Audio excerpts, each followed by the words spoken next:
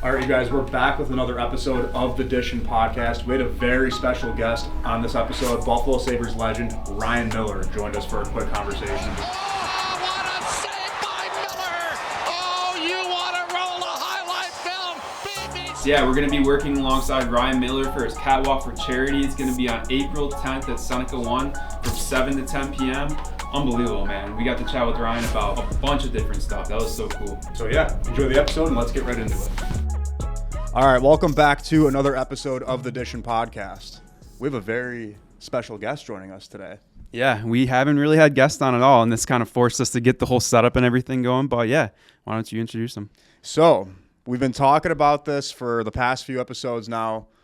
We are very fortunate and grateful to have Buffalo Sabres legend Ryan Miller on the podcast. Ryan, thank you for joining us today, man. Yeah, boys, thanks for having me.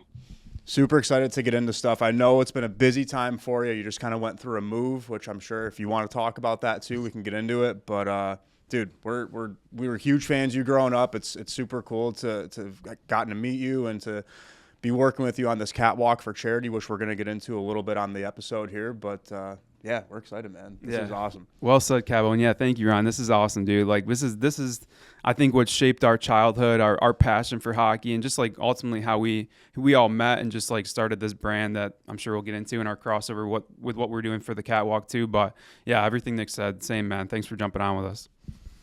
Yeah, of course. And I'm excited as well. We're really taking a feature into the Buffalo area and the brands there. And it's been exciting to bring the Catwalk back after, obviously when I left town, there's not much of a soapbox anymore. And there's not a lot of time to get back. But now that's retired and we've kind of made the commitment to come back. It's been fun to have the reception we've had with the Catwalk. I mean, I think we're looking to increase on last year where it was kind of like let's see how this goes if anybody remembers it. And it seemed like everyone kind of does. So we're taking it up a notch.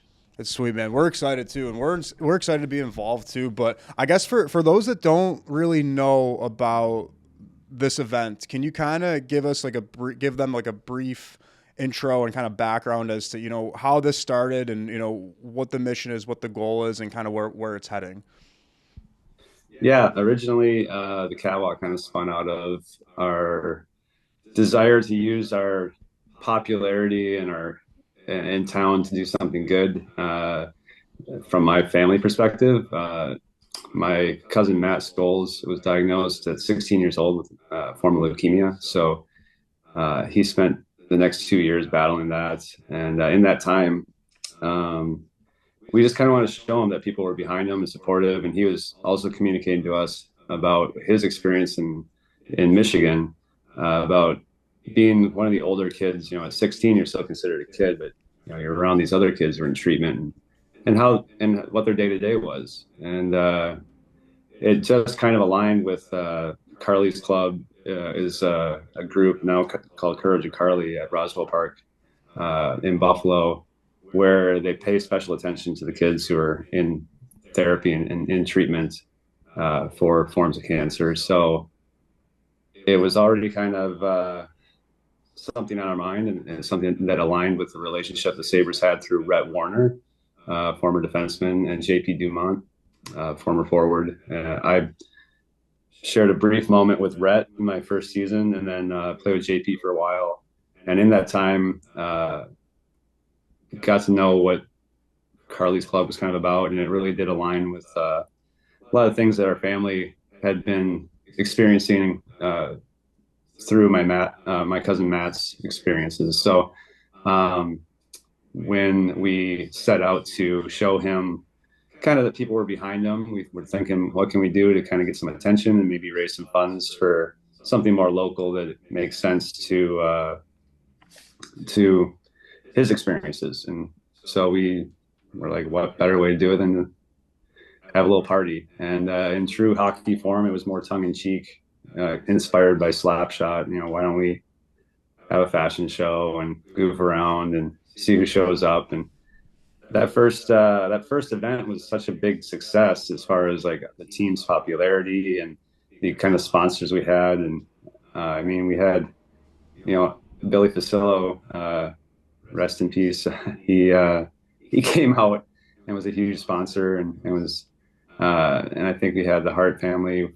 They have hotels, and they were a huge sponsor, and just kind of blew us away with how much money we were able to raise for the local charities from one event. That we set our focus to becoming more dynamic in the years that followed. I think we did about 8 events when I was there, and yeah, it was kind of sad to have to leave it, when I got traded, but really amazing opportunity to bring it back and share it with a new generation, and also have some nostalgia for the people who have been in the prior years. Yeah, that's cool, man. I think like one thing like Matt and I admired just about you and other players growing up was everything that you guys did away from the game to bring people together. Like that is just such a cool story. And I know you've had some incredible years here in Buffalo, and there's a lot of folks here that, really were huge fans of you, huge fans of those teams, kind of when you guys were coming up, and seeing guys, again, outside the game doing things to bring people together and utilizing those connections. And I know that's something, again, that's inspired us. Ryan, one of the coolest things of kind of growing up through this whole thing and watching that team was just like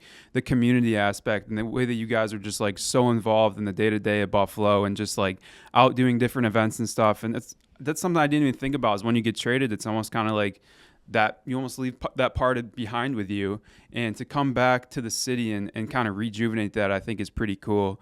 Something that me and Nick were talking about over the past couple of weeks was just like that Winter Classic that we had in Buffalo.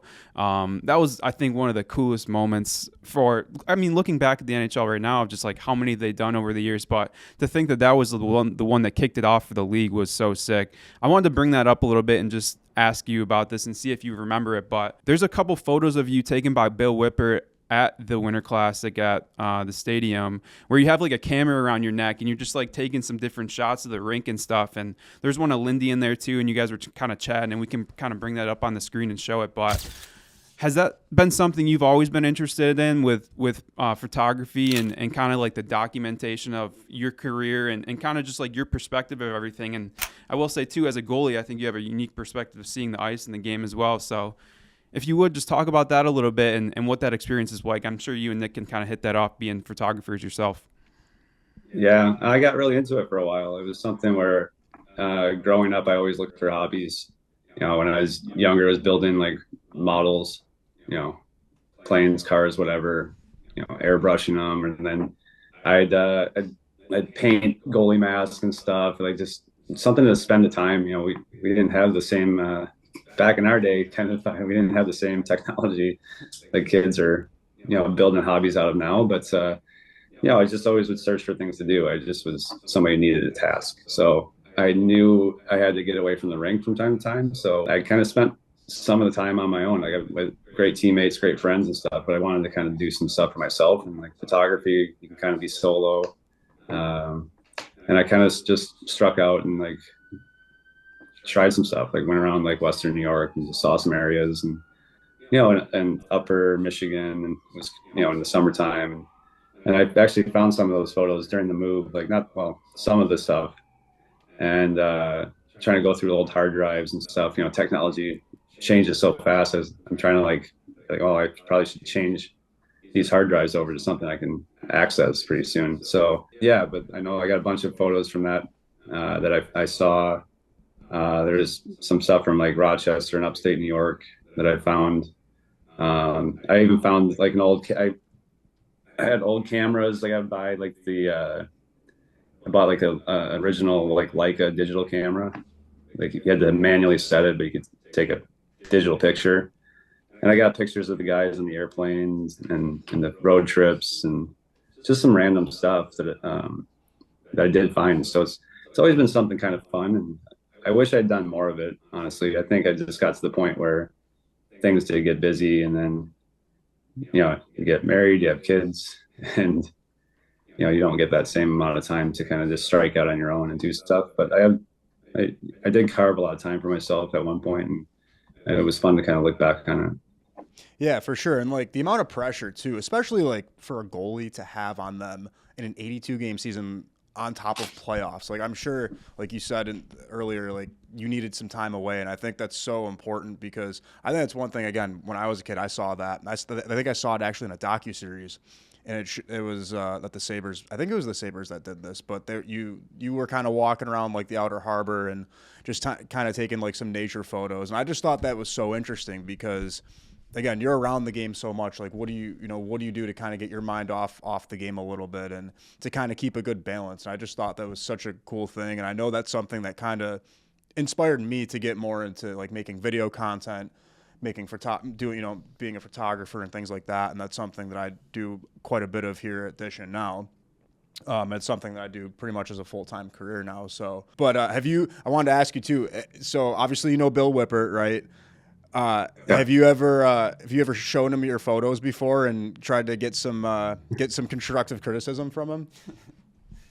No, I think Bill would just be really nice. Yeah. Like the nicest guy ever. So I don't think I would get any real feedback. No, I think we talked about some like equipment at one point and like messing around, but he's always been great. If he gets a fun shot, like when I was still in town, if he had like a really cool shot that he liked, he would bring it by and show me. And when I left town, the Sabres did a collection of photos in a large book that I finally get a chance now that we've settled in a properly. I'm trying to like put things around for my career. Like behind me it's like a lot of my masks and some jerseys and some stuff. And I also pulled out some of these other artifacts. And one of them was a book. And I mean, it's pretty much all Bill's photos from my rookie season until I got traded. And it's just all these random little moments, and some of the things like you talked about from the Winter Classic are in there as well. And something I definitely am going to keep more front and center, something I keep out. And these are kind of things that are fun to show. My son and my daughter. I was digging around. I found when Bill Clinton visited us a few times with Golisano as the owner. I found those pictures. I found one where I did a commercial with Shaq, and it didn't air on anything but Comcast, so like no one saw it. And I can't find the video anywhere, but like I found a still photo, like a Polaroid from on set of one of our scenes where I got to like hook him around the body and stuff. And so it's pretty funny. So yeah, having all that stuff around, documenting things, having video.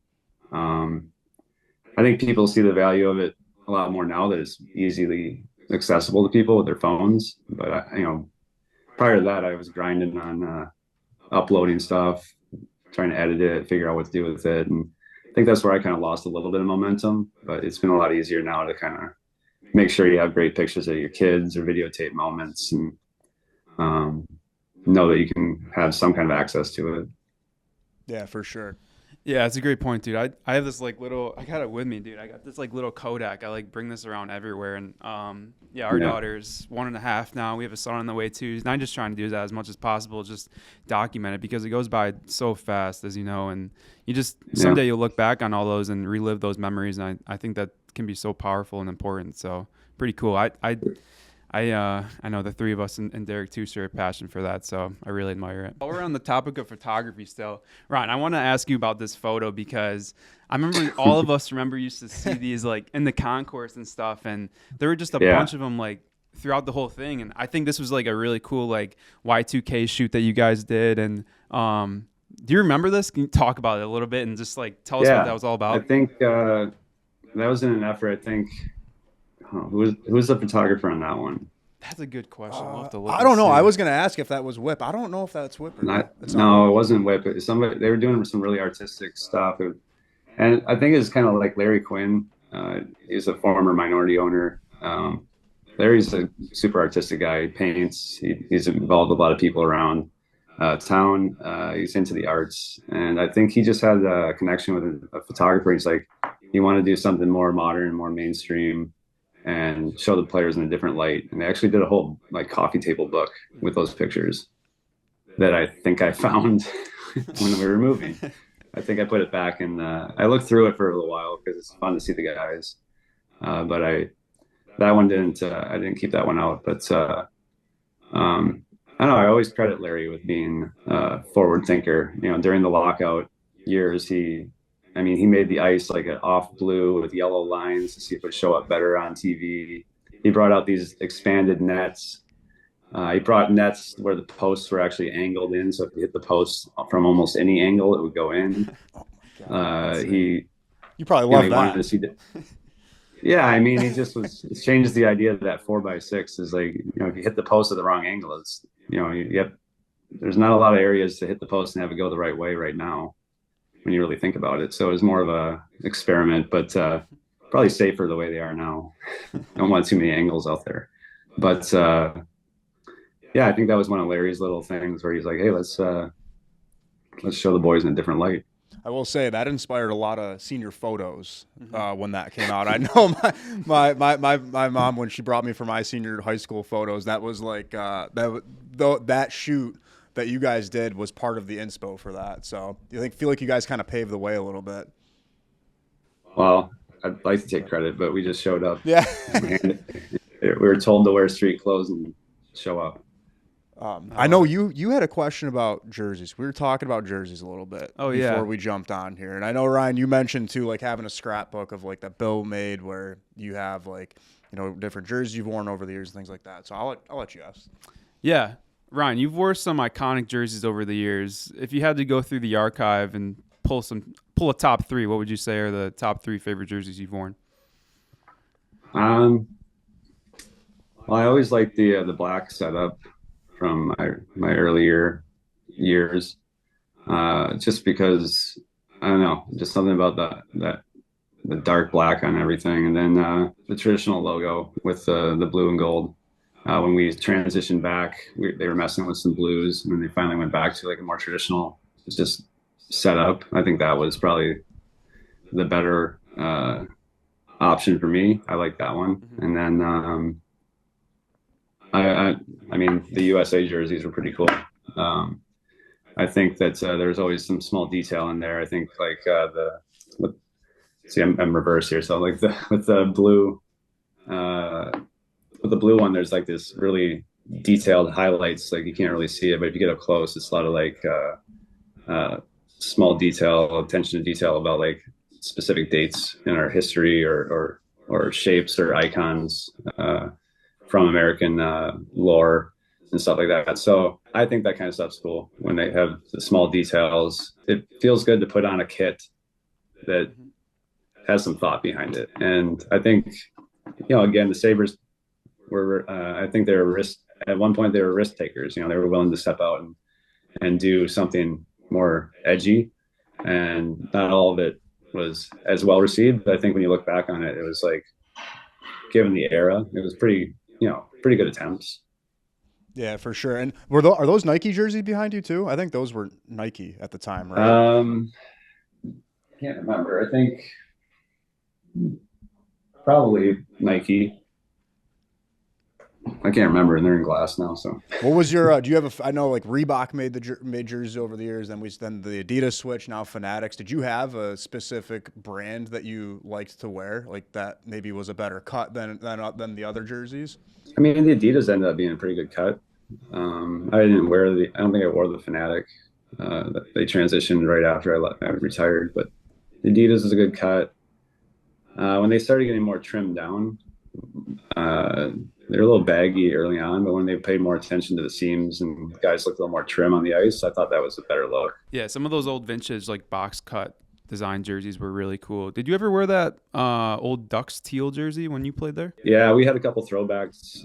We wore the original, like the duck like punching through. Oh yeah.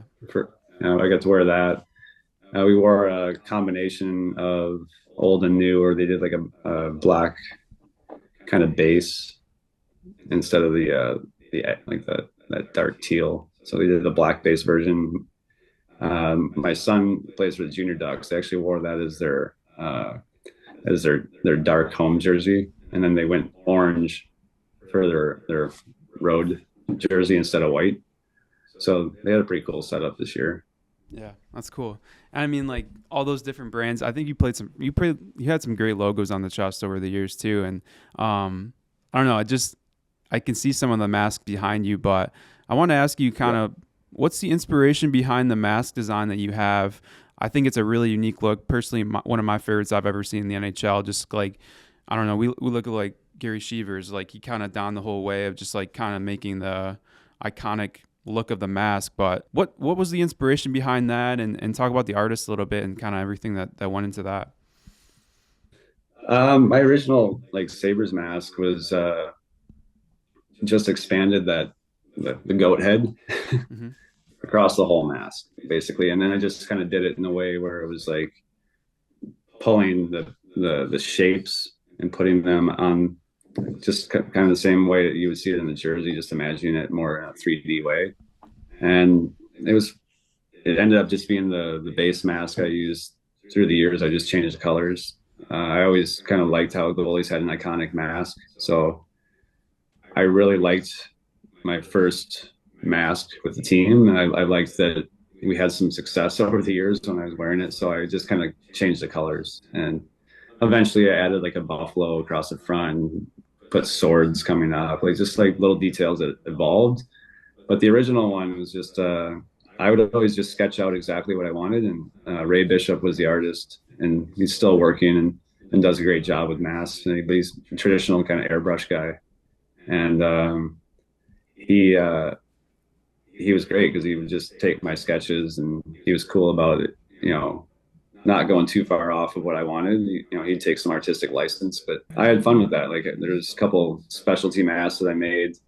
I would design all of them because I like to kind of have that as a project, and he would work with me on it. We'd go back and forth, and then a couple weeks or a month later, there it is.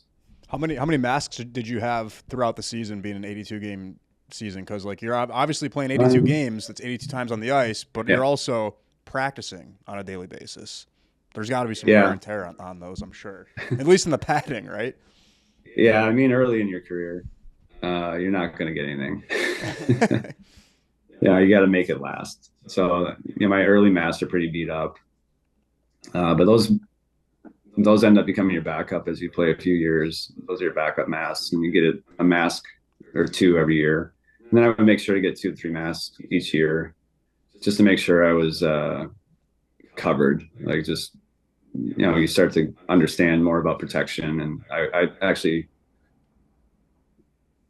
did some special lining underneath because I was getting hit in the head a little bit too much where I was feeling it, and so I just wanted to make sure I had fresh padding and fresh cage and all that stuff, and I didn't want to take a shot to the head with it, with the foam being like compressed and old and sitting in a bag and traveling across the country every other day. That stuff wears out. So I was more aware of it later on, but certainly early on, you don't get a lot of extra stuff. You got to make the sticks last, you got to make the gloves and pads last. But once you make it to a certain point, if you really need something, it's there for you. Do you have any specific memories of just getting dotted in the head? Oh yeah. I mean, I think the last time we made playoffs, like I missed almost a week leading up to it. Jonas Enroth stepped in, did a great job. And then we ended up beating Philly. I got to come back into that game, and then we went to the playoffs. But in like the last game of the season, we punched our ticket. But I got hit like 3 times in a week. I think I got hit backside one-timers, just full one-timer right in the face, like 3 times over the course of like 3 games in a week. And I think the first time I got hit, we won. I think I had like a shutout. So I was kind of like, oh, it must not be that bad. We won, and I had a shutout. And then I got hit again. And then I think we went to Toronto, and I got smoked in the face. And I honestly, like, I think Deanne Phaneuf scored on me from like, or somebody scored on me from like outside the circle. And I didn't even see the thing. I had pretty bad vertigo on the drive home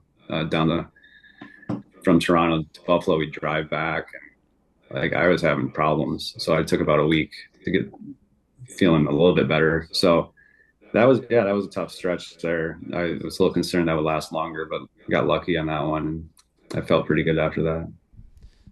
Yeah, it makes me think about just Ovechkin teeing up from the half wall on you. Just like I can't imagine just standing in front of that thing. Well, I mean, I wasn't while I was there, but like I had the bone taken out of this wrist completely because you just get jammed up over your career so much. And I didn't switch my glove style my whole career after I really found the glove I liked. And it probably wasn't the most modern technology. So, I paid the price for that one, where we took a bone out and rewired my wrist while I was in Anaheim, because it would extend my career. Because otherwise, I couldn't even rotate my wrist. I missed about a month of my first year in Anaheim. They weren't too happy about that, considering they just signed me to a 2-year deal to come in and play some hockey, and I didn't even make it through training camp. But we got through that season and had the surgery, and yeah, getting hit by pucks is not fun.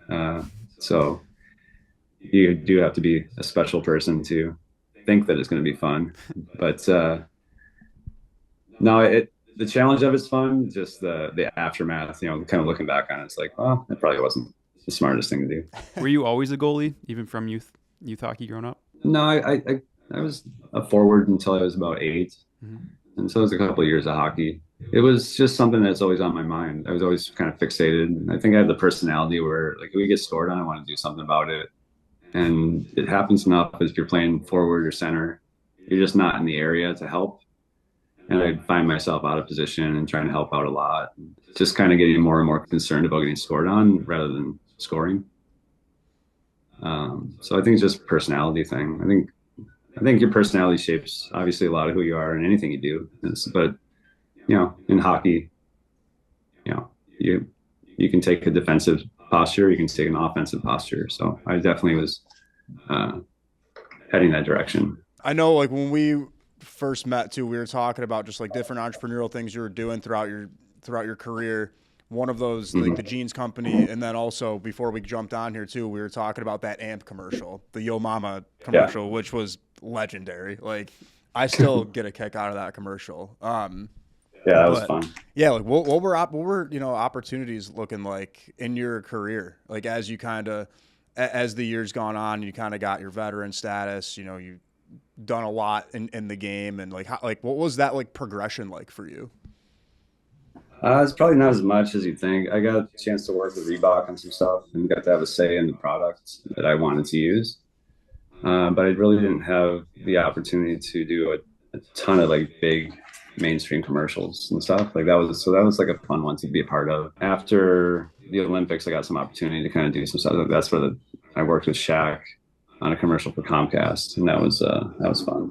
Were guys throwing around fines in the room for doing little promos like that, or was it frowned upon, or was it a little more accepted? No, I mean, I guess you might know how locker rooms are. Everyone's going to wreck each other about any small thing that happens. It's like, it could be good, bad, or whatever, and you're going to hear about it. So I don't know. I think that the boys enjoy any kind of attention anybody's getting, so, since it's fun for everybody. Yeah, for sure. So what was the Jean Company? Because I know we were briefly talking about that. Like, when did that start in your career? Was that were you in Buffalo at the time? I can't remember if you said you were in Buffalo or. Yeah, I just got interested in fashion a little bit more, or just kind of early in my career in Rochester, and just thought that it was an interesting business model as well. It's a business major at Michigan State, and I just thought it was something that my family could, kind of help with. Something interesting to do. It's kind of before the internet really took off, where you could order things immediately online. You kind of had to do a lot of work and find the right place and cross your fingers they weren't gonna take your money or charge you too much for shipping. It's like it wasn't ironed out yet. So there was still that whole brick and mortar thing made sense. And our idea was, I'm from East Lansing. There's 75,000 students across the street. All of them are a little bit concerned about what they're wearing. And so it was actually a pretty good business model. It fell apart on the operations side of it. Kind of like the trusting the wrong people kind of thing. But the experience of it was pretty good. It was well received. It was fun. And, it kind of spun into what we were doing with that charity event. We had an interest, and we had an opportunity. It was something where we could kind of do two things at once. Yeah, it's pretty cool. It lived for a while, and then it became a nice, memory. Yeah. I think it's all about people, relationships, and I mean, me and Nick talk about that all the time. But I think there's an opportunity for more people in the NHL, more players to I think start their own personal brands and build those as they're going through their career. Because I mean, we work pretty closely with Dion Dawkins from the Bills, and he is like this times 100. He has his Snow brand, and like that's gonna project him. I think everything where he's done, he's gonna have media opportunities and everything that he's doing right now. I will say, I think it takes the right personalities, and maybe there's not as many of those within hockey right now, but I think as the game starts to get younger, we're seeing that a lot more. And we were able to launch a pretty cool product and brands called Skate Skins, which allows players to customize their skates. And I think that's kind of similar to what we do. It's one-off customization. It's a new product where people haven't really seen it in the hockey world. I think it's more of a risk purchase for some people when they first see it, but yeah, pretty cool that you're kind of doing that at a early age in your career, and something that I think we're doing right now, which is pretty neat. Yeah, you're kind of at the party before it even started with some of this stuff too. Yeah, I mean, but that's the thing. You have to have the stamina and the motivation and stuff, and it's hard to do that when you're balancing a career. So I do look at some of the athletes, and I'm inspired by a lot of the athletes, and watching what successful athletes have done in the past and how they use their popularity within their sport to doing something else. And it's interesting. Like a lot of the guys who end up having pretty big brands have a very, very tight knit crew of people surrounding them and helping them. And because it's a lot to take on, obviously, if you're focusing on being in a world class athletics space, it's hard to kind of do everything. So I think for me, it was like kind of a pump the brakes thing. I just ended up focusing more on hockey than branding. And, it's something where the priority for me, even now, has just been getting back to the foundation and my relationship in Buffalo, and kind of making sure, kind of like gardening, I want to show up a couple times a year. I want to make sure my relationships are good. Buffalo means a lot to me. So, I mean, that kind of takes a lot of time. Then got the kids at home. So I'm kind of in a point where, I'm good. There's some relationships I want to keep. You guys are at a great place where you can kind of, run after stuff and go for it. And so, and that's kind of the cool part about the event, honestly. Like, we got some cool brands. You got some people who are excited to be a part of Buffalo and from Buffalo and doing cool things. And we're, that's something that's important to me, is highlighting, the community in Buffalo and how Buffalo really works. I mean, I think that's, it's about, people have always watched out for each other. And, certainly when I was coming in hockey, I was not shocked because I'm from the Midwest, but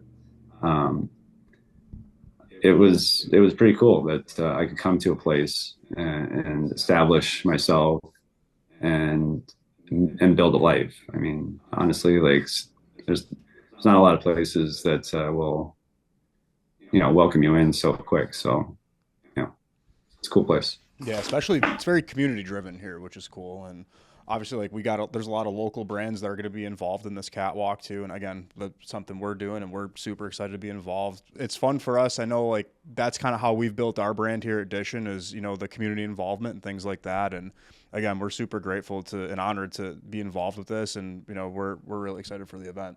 Yeah, for sure, man. Well said. I know it's cool we're involved in all these other brands too. I think everybody's bringing a unique perspective to it as well. And I mean, that's what I'm excited about. It's like we said, it comes back to the people and just kind of being around everybody and being a part of it and a part of a foundation where you could be so far away, but still have so much meaning behind it too. So it's cool. Yeah, absolutely. Yeah, this was great. Thank you for taking the time to do this. I know, again, it's been a busy time for you with the move and things like that, but we're excited, man. We're excited to get this out and, promote the event through this. Yeah, we're going to be having some fun on April 10th.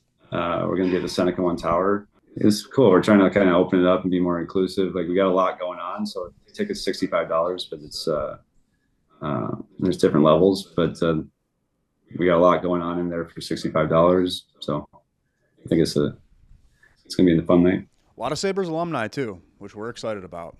Yeah, I'm trying to confirm some of the boys right now. I'm pushing on some guys, but I know we got a few guys who people be excited to see.